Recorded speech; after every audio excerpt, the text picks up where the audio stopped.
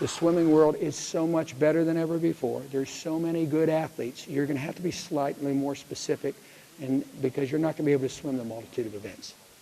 I hope that isn't true. If you've got someone that can, keep trying to get them to do it, but I think it's going to be a lot tougher.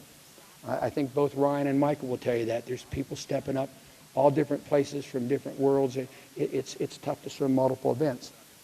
When you take that, the capacity work and the utilization work, or for the lack of a better term or generalization a little bit, you take the capacity, which is the endurance work, and you combine that with the utilization, which is the specific work. And I think the technical issues come into that too, especially as you get older. Most important thing you do if you're a young coach, teach the athletes how to swim correct. Again, sweeten them last night. Make sure they have the skill. But when they get older, then those refinements become even more and more important. They're smaller, but it's the same skill, the same things. So it becomes specific. When you take those two things together, and you take the broad terms and you mix the two together and the athlete adapts to both of them, you get some tremendous performances when both are done correctly. And Bob's talk is tremendous. I don't do it justice. But when you do those two things together, you get some tremendous swims. Unfortunately, I think in today's, and it is very much a get-rich-quick world, everything's fast. Our athletes want it fast. They will do whatever work you give them. They can work towards long-term goals if you direct them to do so. But it's a little bit harder than it used to be. It's not that they can't. It's not that they won't. They will, but you have to be the driving force in making it happen. Unfortunately, when you put those two things together over a course of years, and the capacity work might be a little more effective when you're younger, and the specialization work might be a little more effective when you're older. I'm not sure that that's true. I listened to our cross-country coach talk. We have a new cross-country coach at Florida, and he was talking the other day at a press conference. They asked him what he was going to do different, and he talked about energy systems, and he said, you know, some people work one energy system for part of the time and another energy system for another part of the time, and they get the end of the year and expect to be good. They fatigue. They atrophy a little bit, if you will, if you don't stay on. So you have to work all the systems during all parts of the season. The correct proportion, that's for you to decide. It's going to differ by your athletes. It's going to differ by your programs. It's going to differ whether it's long course or short course. It's going to differ where you are in the athlete's career. But you have to use both of them. When you use both and you get these really, really great performances, there seems to be a school of thought out there that, well, you do the capacity work when you're younger, and then when you're older, you do the specific work. The fallacy there is so flawed. We have to get it in the United States because the rest of the world is still there. The specific work, the utilization work, is not easy. It is extremely demanding. It is dependent upon doing the capacity work. If you do not do both of them as you get older, you do not improve. And the problem is that so many coaches, when you do the utilization work, and you do more of it as they've gotten a little bit older, so someplace in that 16 to 18-year range, 20-year-old range, I don't know where it is, but somewhere in that ballpark, the mixture of those two comes together, and the athlete has this tremendous performance. Unfortunately, perspective in our sport is a little bit short. All the athlete remembers is that the taper. You know, they all remember the taper. They're really good at that. They can tell you what they did in taper. They got that down. They know they left the pool a little bit earlier. They know they weren't there as long. It didn't seem as hard. So they like that. But that whole scope of things, they like to think, wow. And there's people that say this, and it's not, I don't believe it's correct. Could be wrong. Talk to the scientists. I don't know. But Dr. Bob, he's way better at it than I am. But you cannot forget the capacity. It is no longer not important because the specific stuff and the utilization made you fast. And the athletes want to believe that, and that buys into the short-term, easy society. Because, hey, I don't have to go to the pool as much. I don't have to swim as much. I don't have to work as long. It takes every bit as much time to do the utilization as it does the capacity. They are just two different things. But as they get older, they have to do both. If they do not continue to do the capacity work, and they only do the specialization and the utilization work, they will not get better. They will stagnate. We have lots of our older athletes that are tremendous, and they stay at one point. Our job is not to keep them at one point. Our job is to help them improve and get better. We have a lot of older athletes staying the same. Fortunately, the rest of the world hadn't figured it out and didn't catch us yet. And our guys had a lot of class. They stayed on top of it.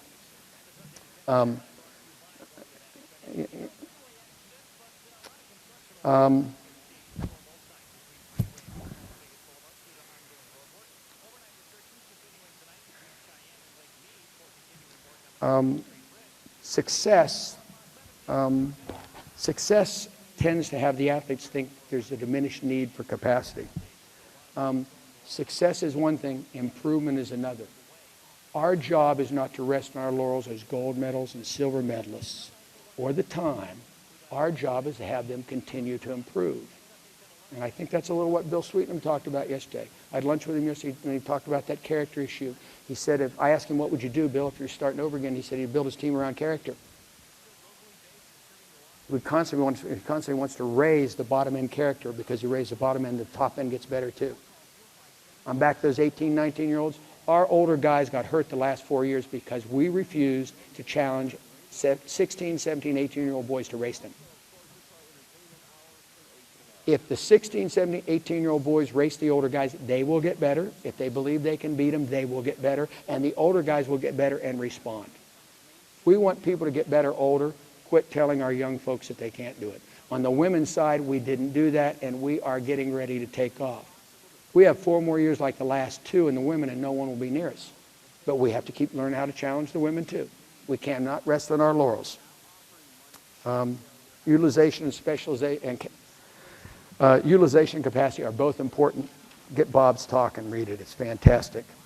Another aspect that makes it worse, there will always be individuals who are exceptions. They're the freaks of the swimming world, if you will. They're going to swim fast no matter what we have them do. Again, Sweetnam talked about that last night. They're the people that it won't matter whether I coach them. It's not going to matter which one of you folks coach them. They are that good. They're going to have some level of success. In today's world, with the social media and the way the contact is, and as quickly as information flies out there, our athletes don't look for the place that's going to help them be the best. They don't look for the work that's going to make them the best. They want to be better, but the natural tendency is to look for the exception to the rule. The exception is that freak. And everyone wants to be the exception. They are not. We need to make the other people good so that the freak exception does what they need to do and makes them better, and we will all improve because of it. So that's a kind of the way I look at where we need to go in training and getting older people better and younger people better.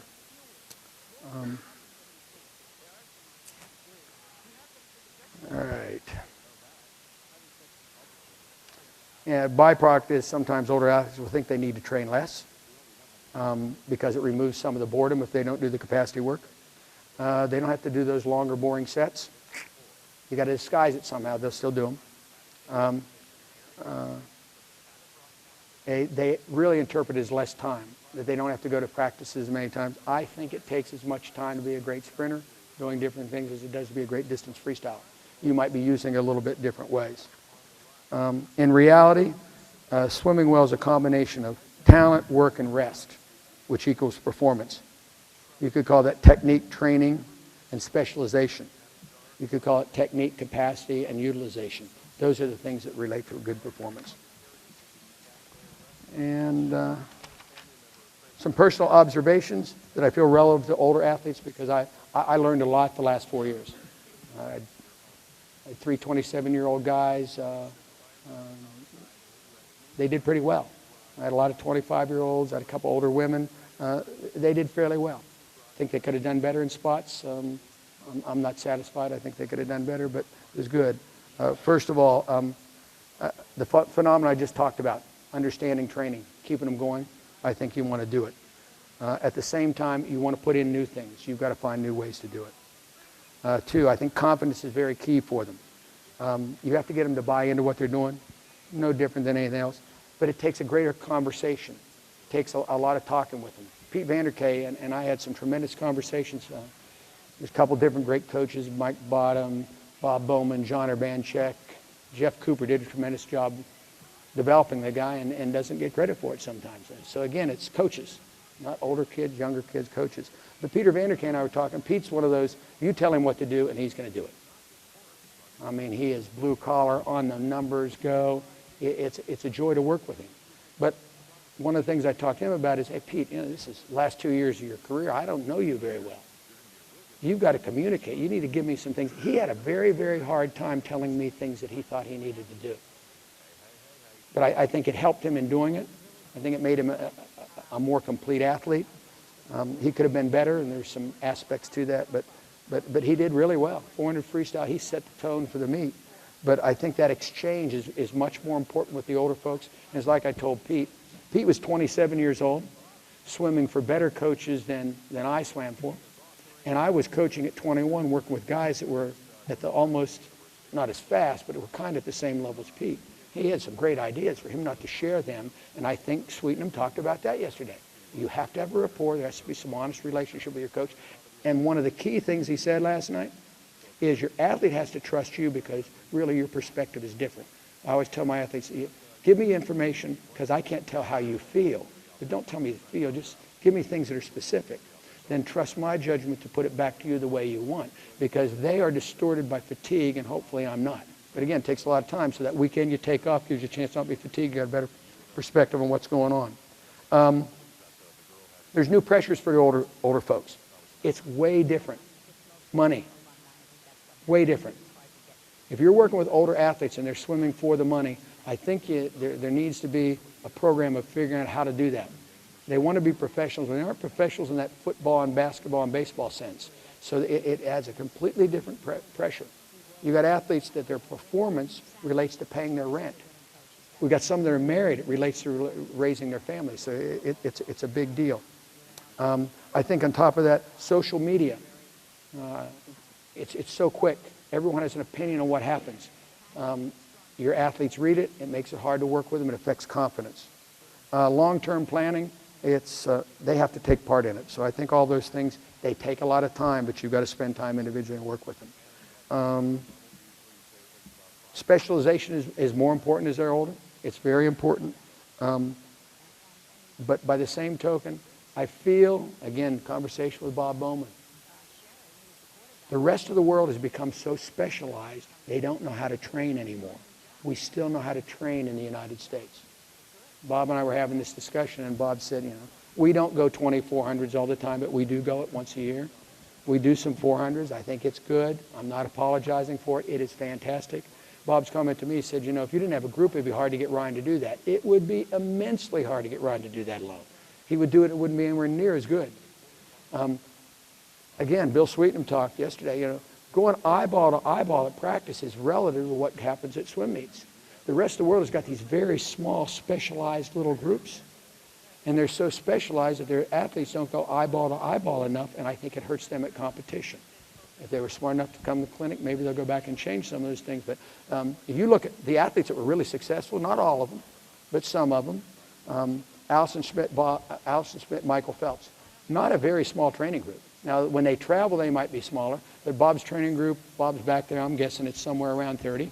That he's working with. There's a lot of people coming in and out of the group. He has people coming in from other places. Those two folks are really successful.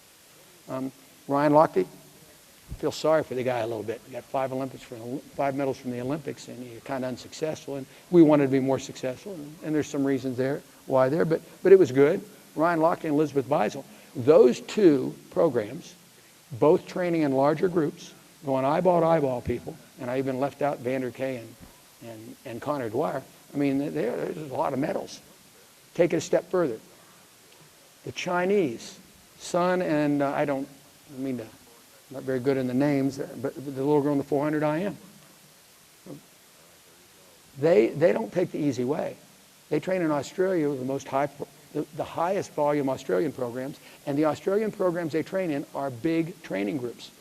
I think Dennis Cottrell's group, I think Dennis was telling me, I believe it's somewhere in that 30 to 40 range that he sees sometime in his pool. There's a tremendous aspect to that. Specialization is good. You have to get with your athletes. You have to work specially on the things that they need. But that big training group, there's a tremendous thing there. We don't want to lose that. And older people tend to think that should go away. They don't like being uncomfortable. Sweetenham again. Uncomfortable is good. You're going to be uncomfortable with the Olympics. Recovery time takes longer. It takes more time for the older people. I go for my run in the morning. It takes me longer than it did a few years ago. As you get older, it just takes a little more time. I think it's true with the older athletes if you're working with them. New training techniques are constantly, new stimulus and things. I think we're back to time there. When you put in new training stimulus, you're going to go home from this with all kinds of great ideas. You're going to put in some new training things. You put in those training things, it will take time to get results. Do not throw them out just because the results don't come in 3 months, 4 months, 5 months. Then if you work on it this next year, you may not see the results for the year after. It takes time. The key component for older athletes, and I've watched it pretty closely. I really believe this. I think the key component for older athletes is they still have to have a love for the sport. If they're doing it because they don't know what else to do, if they're doing it because they get paid to do it, they aren't quite as good. And I know Bob's back there. I think I'm back to Michael. I think Michael was tremendous after that first day because it actually allowed him to re-love just racing and swimming. I think it helped him tremendously at the Olympics, and Bob working with him, but it helped him a lot. He was a different guy than the 2 Olympics before, tremendous athlete. So what's it take for older people? It takes some good tools. It takes the same direction they've had in the past, some direction. It takes focus. It takes good training concepts. You have to constantly look at new ways to do things and new ideas. And more than anything else, it takes time to improve again. So I did that in 55 minutes. So we're still talking about time. I have 5 left, but I'll be willing to stay even 15 more if there's questions. If you have questions, I'll go back to what I would have rather talked about, swimming. So I'm open to anything. Yes, and you might have to yell, so.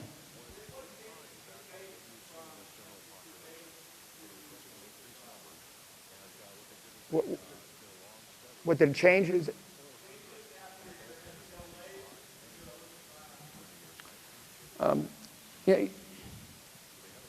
the group of 22 were guys that had no collegiate, and they were in one path. And the collegiate guys were in another path, but within those 2, over the course of the year, I didn't really make changes. The people like Elizabeth, Teresa Crippen, who maybe wasn't as successful as we wanted. We had some other guys at the trials. We were over 60% lifetime best at the trials from our group. And a lot of those were college athletes. So they weren't quite as big a drops, but they were people we knew that didn't have as good a chance, but we wanted to go to the meet and be really good. We had a big team concept. Those 2 groups were in different courses, and the international group was actually on its way down, if you will. By the time the NC2A started, they were going through a different phase, and the other people met them there. And then we did some different things where they kind of went this way for a while, and then we brought them together. Except for Elizabeth and those folks, and her whole focus, the NC2A meet for her, this is not an excuse or anything. It was a good meet. We expected to be better. But her NC2A meet, we approached that like a Grand Prix meet that we would get ready for a little bit, which we don't do very often, so it was kind of a different world. So she jumped right back into training. We put in a little more on the aerobic end for about 4 weeks. We took them up real big aerobically, but still did the quality work that the other guys on the way down were doing. So they got a little bit of both mixed in there just to kind of get them back. And then my goal was a month after the trials, they were all together, one group, and moving from there. But we did talk that there was absolutely no break. We swam the NC2A meets on Saturday. We came home on Sunday. They were back in on Monday morning. And we did give them a long weekend the next weekend just to kind of keep them fresh a little bit if they chose to take it. Elizabeth chose not to.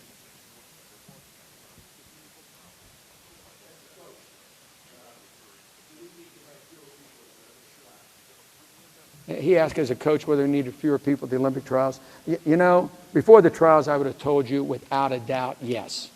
And I still believe that. I think it was a little too big. But by the same token, the enthusiasm, what it does for the sport, I'm fortunate enough to be in a committee where I got a copy of a letter from a gentleman in some very small area who had one girl qualify and what it did for swimming in their area. I think that's large Olympic trials. It obviously didn't hurt our athletes. We performed pretty well. It might have affected a little bit a few people on the team. That first day is too long. I think we have to negotiate it somehow. It's probably a little too large. I think more like 1,000 to 1,200 we could handle it a little bit better. Warm-up is the problem. The really, really good athletes, warm-up became a real problem. But again, I think back to Sweeten, we made it uncomfortable and maybe it paid off for us. So.